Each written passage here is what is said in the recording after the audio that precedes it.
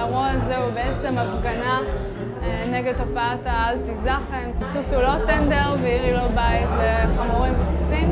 חשוב פשוט שהעירייה תראה שלהרבה אנשים אכפת, ושהרבה אנשים אומרים שהתופעה הזאת לא צריכה להמשיך בעיר שלנו. Oh, please don't say again, I'm back to medicines and explicating once again how life is wrong. באנו לפה כי זה אירוע תרמה מאוד חשוב למען הורדת סוסי האל-תיזכן מהכביש, מהרחובות, וזה חשוב.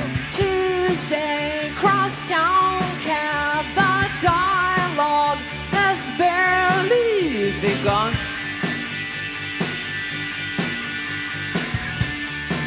הרבה בעלי עגלות שמעבידים ממש למוות את הסוסים יום אחרי יום, ממש עבדות, שיש המון פתרונות אחרים.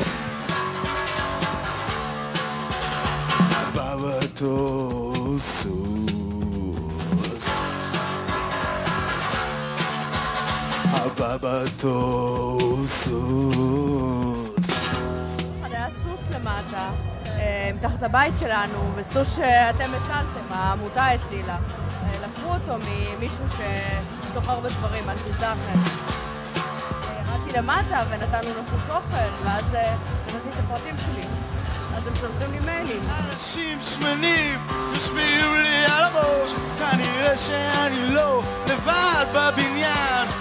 משהו מדאיג מאוד קרה, מדאיג שלא מצליח לסחר. מה זה היה? בשבילי ההופעה הזאת היא סוג של הכאה על החטא, כי כשהייתי ילד קניתי חמור וברח אחרי יומיים.